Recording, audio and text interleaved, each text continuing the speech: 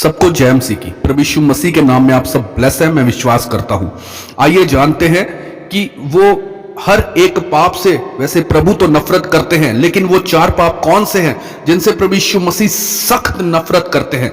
इन्हें आप अपने जीवन में जीने के लिए जान लीजिए। पाप तो पाप ही है, मगर हम पाप करते हुए और जानते हुए भी कि ये पाप है, फिर भी हम कर जाते हैं कि चलो कोई बात नहीं, परमेश्वर ने कहा तो है पाप ना करना, कोई बात नहीं, माफी मांग लेंगे। प्रियो, पाप के कारण ही बाइबल में लिखा है कैसे दाऊद के घराने में विपत्तियां आई। परमेश्वर के इतना नजदीक होने के बावजूद भी और वो परमेश्वर के क्रोध से बच ना सका।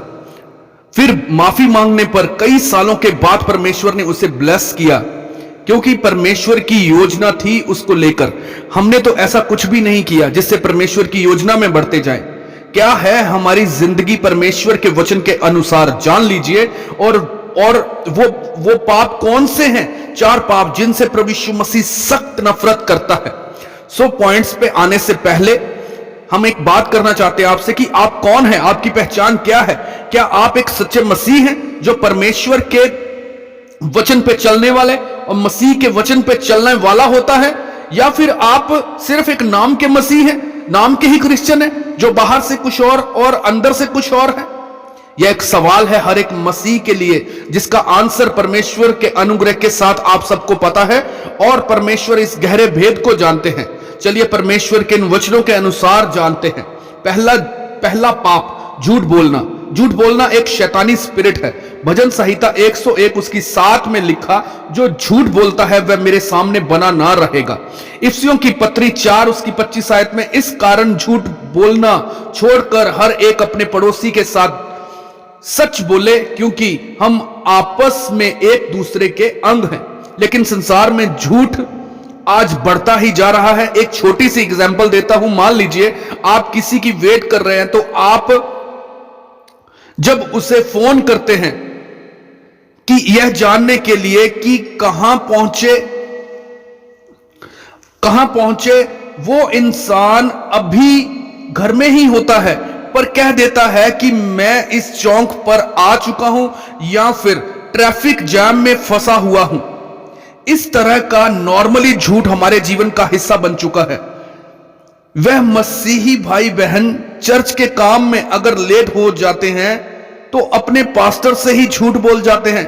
बाइबल झूठ बोलने के लिए सख्ती से मना करती है, फिर चाहे वह सफेद हो या काला झूठ हो, थोड़ा हो या ज्यादा हो, सचमुच वो झूठ तो झूठ ही है।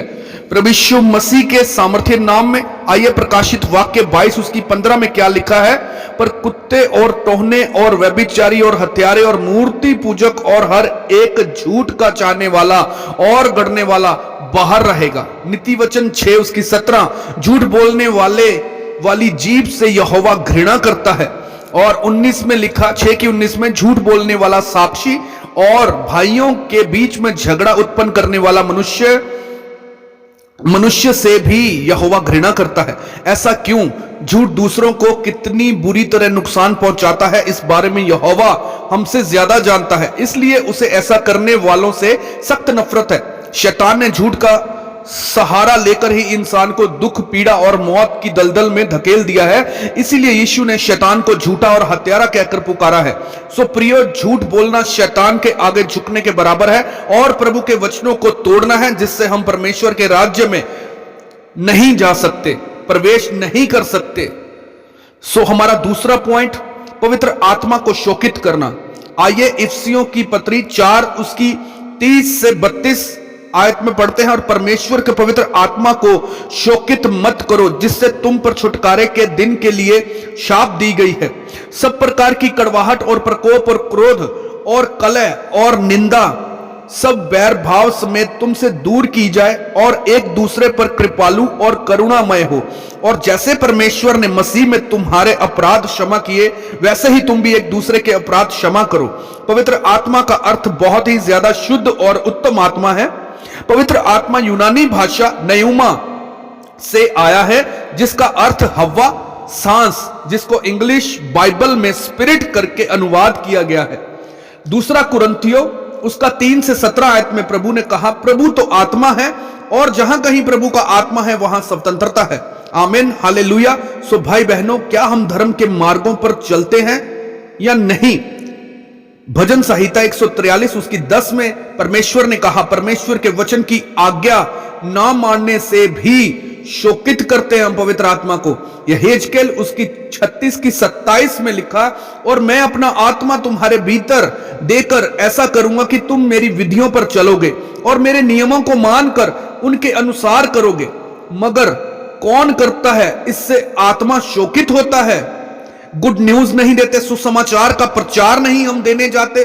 परमेश्वर के वचन में लिखा है कि जाओ इस धरती में, संसार में फैल जाओ और सुसमाचार का प्रचार करो, मेरे नाम से लोगों को बपतिस्मा दो और चेले बनाओ। लेकिन हम कहां जाते हैं, कहां हम गुड न्यूज देने जाते हैं? इससे भी पवित्र आत्मा को हम शोकित करते हैं। परमेश्वर के आश्चर्य कर्मों की गवाही नहीं देते, इससे भी हम पवित्र आत्मा को शोकित करते हैं। पवित्र आत्मा के द्वारा हमारे अंदर परमेश्वर ने 9 फलों को डाला है, क्या हम पूरे कर रहे हैं? अगर नहीं तो हम पवित्र आत्मा को शोकित कर रहे हैं, जिससे परमेश्वर प्रभु यीशु मसीह का क्रोध हम पर भड़केगा और हम उसके राज्य में प्रवेश नहीं कर सकते। तीसरा पॉइंट है व्यभिचार। व्यभिचार क्या है? प्रिय भाई बहनों, प्रभु ने कहा, जिस स्त्री के ऊपर कुदृष्टि की, समझ लो व्यभिचार कर लिया। व्यभिचार का मतलब है अधर्म, परमेश्वर के वचन पर नहीं बल्कि शैतान की मर्जी को अपने जीवन में पूरा करना। सो आज की डेट में देखा जाए तो सबसे ज्यादा यूथ इस विषय में भरमाया हुआ है। बॉयफ्रेंड गर्लफ्रेंड का चक्कर, बॉयफ्रेंड गर्लफ्रेंड बनाना, रात रात भर बातें करना, वचन को तोड़ते हुए ब्लू मूवीज देखना। कौन सा किसी को पता चलता है ये कि ये व्यभिचारी पीढ़ी परमेश्वर जो गुप्त में है तेरे सब पाप को देखता है। प्रिय भाई बहनों, कोई भी, जब आप सोचते हैं मैं अकेला हूं, लेकिन आप ब्लू मूवीज देखते हैं, गंदी मूवीज, गंदे सीन देखते हैं, तो आप सोचते हैं कि कौन सा किसी को पता चल रहा है। लेकिन हे व्यभिचारिणी पीढ़ी, परमेश्वर ने अपने वचन में ऐसा ही कहा है, परमेश्वर जो गुप्त में है तेरे सब पाप को देखता है। वो हर एक पाप को जानता है जो तू करता है। किसी और के प्रति गलत सोच को रखना व्यभिचार है। परमेश्वर ने कहा, सबसे पहले अपने मन की रक्षा कर ताकि तू परीक्षा में ना पड़े। परमेश्वर का क्रोध सबसे ज्यादा इसी पाप से भड़कता है। दाऊद ने पाप किया तो उसके सारे घराने पर परमेश्वर का क्रोध भड़का। व्यभिचार के कारण परमेश्वर ने नूह के दिनों में पानी के साथ सब कुछ तबाह कर दिया और नए सिरे से सब कुछ बनाया। प्रियो, अगर आपके जीवन में कोई गर्लफ्रेंड है या बॉयफ्रेंड है तो जान लो आप व्यभिचार जैसे पाप में हैं। इससे बचने के लिए बिना घबराए अपनी फैमिली से बात करके एंगेज होने में भलाई है, ताकि व्यभिचारी ना बनो। सो प्रिय भाई बहनों, आज का हमारा चौथा पॉइंट, सबसे इंपॉर्टेंट पॉइंट है अनाज्ञाकारिता। अनाज्ञाकारिता क्या है? अनाज्ञाकारिता का अर्थ परमेश्वर के वचन की उल्लंघना करना है, वचन को तोड़ना है। परमेश्वर ने अपनी जान देकर हमें बचाया, हमने विश्वास किया और बपतिस्मा लिया, सारे शैतानी बंधनों से आजादी पाई, मगर फिर भी हम इस बात को जानते हुए भी पाप करते हैं। जब किसी की शादी आती है अन्य जाति में या किसी रिश्तेदार में जो मसीह में नहीं है, वहां पर हर तरह का रीति रिवाज उनके हिसाब से होता है और हम उसमें शामिल होते हैं और करते भी हैं, जिसकी वजह से हम लोग सचमुच अनाज्ञाकारिता करते हैं। आप समझ रहे हैं? जिसकी वचन हमें आज्ञा नहीं देता, उनकी शादियों में हम डीजेस पर नाचते हैं, दूसरे सॉन्ग्स पर सब कुछ भूल जाते हैं। आप जानते हैं कि आप दूसरी शादियों में जाके डीजेस पर जब हम नाचते हैं, दूसरे सॉन्ग्स के ऊपर नाचते हैं, तो वो भी वचन को तोड़ते हैं, अनाज्ञाकारिता करते हैं, पर सब कुछ भूल जाते हैं कि प्रभु यीशु ने हमें इनसे पहले ही आजाद किया है। एक मसीह होकर हिंदुओं या सिखों की तरह रीति रिवाज करते हैं। कहां गई आपकी बुद्धि, समझ, अकल, ज्ञान, जो वचन को तोड़ दिया, जिसकी आज्ञा नहीं है? कुछ लोग मसीह होते हुए भी हमारे देश में होने वाले त्योहारों को मानते हैं। आज भी कुछ मसीह राखी बांधते हैं कि चलो कोई बात नहीं, बांध लेते हैं, फिर क्या हुआ, बच्चों का त्योहार है, बच्चे मनाते ही हैं, और कहते हैं कि चलो फिर क्या हो गया, प्रभु सब कुछ जानता ही है, प्रभु भी यही कहेगा, चलो कोई बात नहीं। अब फिर बाद में आप सचमुच देख लेना, प्रभु भी कल को अपने न्याय के वक्त वो यही कहेगा कि कोई बात नहीं, अब दोजख की आग में जाओ। आज अपने आप को वचन से जांचने की जरूरत है। कहां हमसे अनआज्ञाकारिता हो रही है। सॉन्ग्स लगाकर सुनना, पंजाबी सॉन्ग, हिंदी सॉन्ग लगाकर सुनना, यही कारण है कि आज भी कुछ मसीह लोग वचन से भटके हुए हैं। क्या आपको शोभा देता है कि आप हिंदी सॉन्ग सुने या पंजाबी सॉन्ग सुने? बिल्कुल भी नहीं। ये वचन को तोड़ना है, अनआज्ञाकारिता है। प्रेम, आनंद, शांति, धीरज, कृपा, भलाई, विश्वास, नम्रता, संयम, ये आत्मा के फल अगर हमारे अंदर नहीं है तो हम परमेश्वर के वचन की उल्लंघना कर रहे हैं, अनआज्ञाकारिता करते हैं।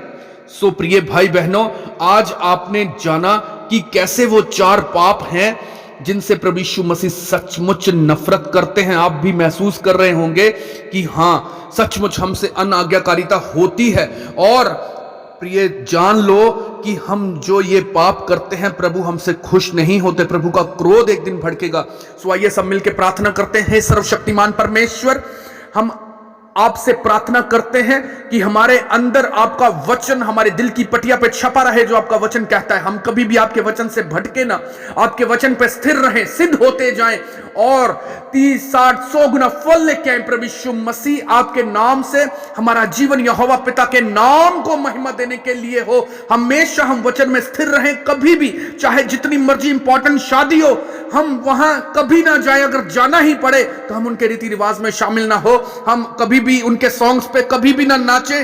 प्रभु यीशु मसीह हमें ऐसा मन दे, बुद्धि दे, हम बिना डरे उन कार्यों को करने पाए। और हमारे रिश्तेदार हमें बुलाएं या ना बुलाएं, हमें कोई टेंशन नहीं होगी, लेकिन हम आपके वचन पे बढ़ते जाएंगे, चलते जाएंगे, क्योंकि परमेश्वर ने कहा सबसे पहले मेरे राज्य की खोज कर, तो दुनिया की हर चीज तुझे तेरे पीछे पड़ के मिलेगी। मैं विश्वास करता हूं कि मैं आज के बाद प्रभु यीशु मसीह आपके अनुग्रह के साथ आपके वचन को कभी नहीं तोड़ूंगा, झूठ नहीं बोलूंगा, व्यभिचार नहीं करूंगा, अनआज्ञाकारिता नहीं करूंगा और पवित्र आत्मा को कभी भी शोकित ना करूंगा। वादा करता हूं प्रभु यीशु मसीह के सामर्थ्य नाम में। आमीन, आमीन, हालेलुया, हालेलुया, हालेलुया।